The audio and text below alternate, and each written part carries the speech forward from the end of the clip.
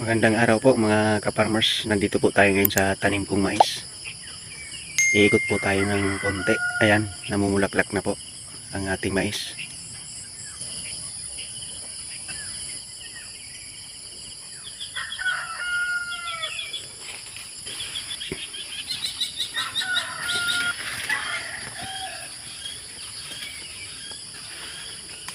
Ikot tayo saglit dito sa dulo.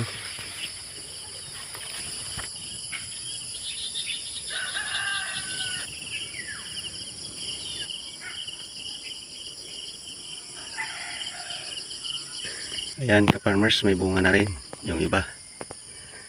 Ayan.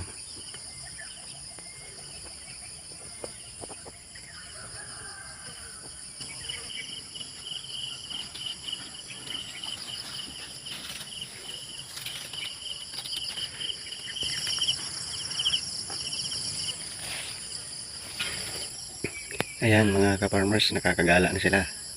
Hindi na makapalang damo natin dito sa loob, kaya nakakapuntang sila dito sa gitna. So ayan mga ka-farmers, sisilapit sila dito sa akin. Nagugutom na yung mga alaga nating manok at pato.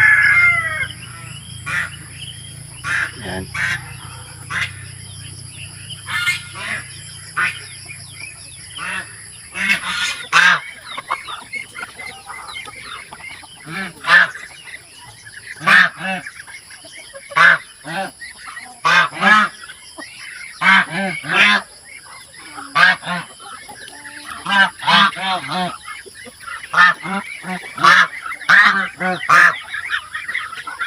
Hindi tayo malabas. Ayan.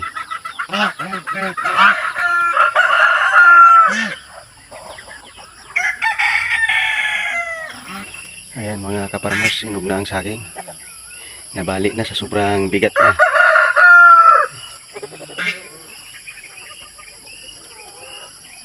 Ayan. At kunin na natin ito mamaya. Mga ka-farmers, bisitahin muna natin. Ayan. Ayan sila.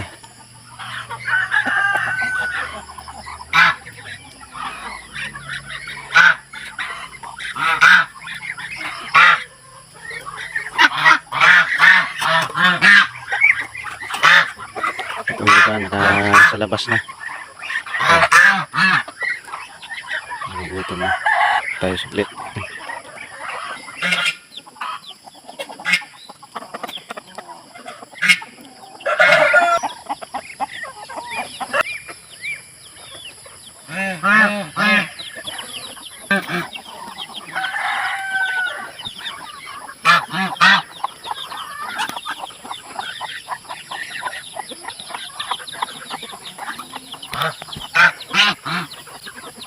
Nahingi na tala sila ng pagkain.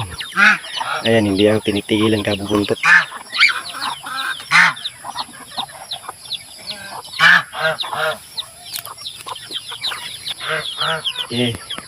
Gagala kayo dito sa gitna. Ayan.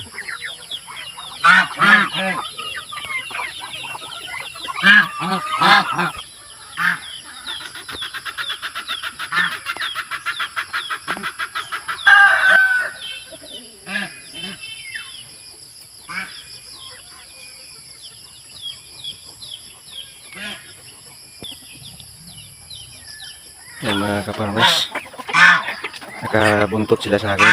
Ayan, kala nila magpapakain ako. Mamaya saglit, kukunin pa natin dun sa labas.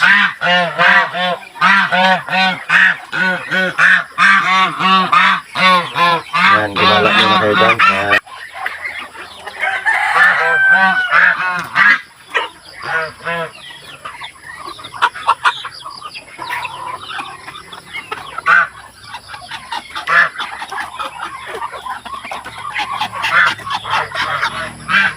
ka-farmers, meron tayong inahin na bagong pisa. Ayan. Tingnan natin kung ilan yung kanyang sisiw. Ay, ayan. 1, 2, 3, 4, 5, 6, 11 ang kanyang sisiw.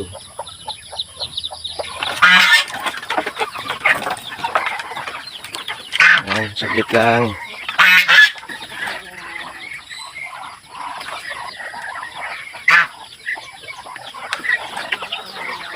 Kuha tayo ng pagkain.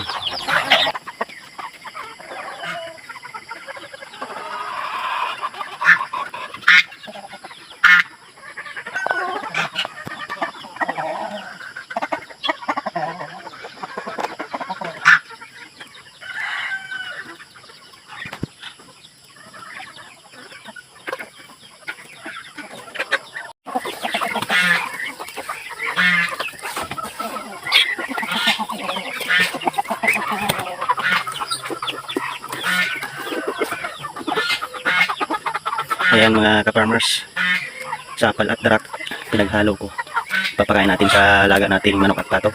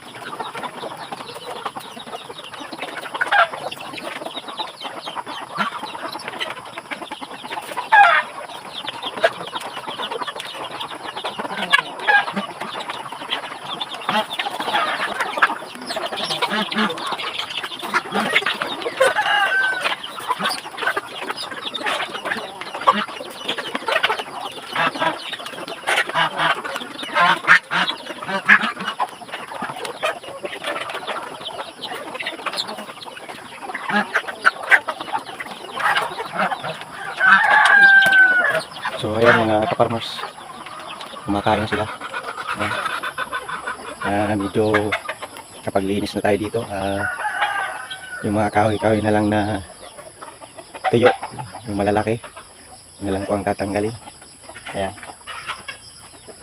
malinis na po. Nakakagala na po sila dyan sa dulo, dyan sa gitna. Ayan. Alas 7 na po ng umaga.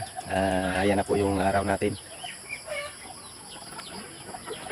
Ayan. Medyo mahamog pa rin po dito sa amin ngayon. Tuwing umaga na po yan. Ayan yung ginawa nating kubo. Diyan sila ngayon kumakain.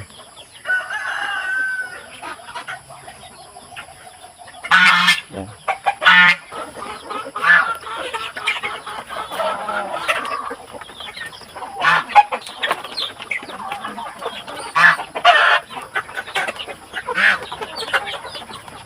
Yung iba nagsialis na tapos nang kumain. Yan mga ka-farmers, naglalagay pa tayo ng inumin nila. Makain ng baboy sa umaga mga ka-farmers.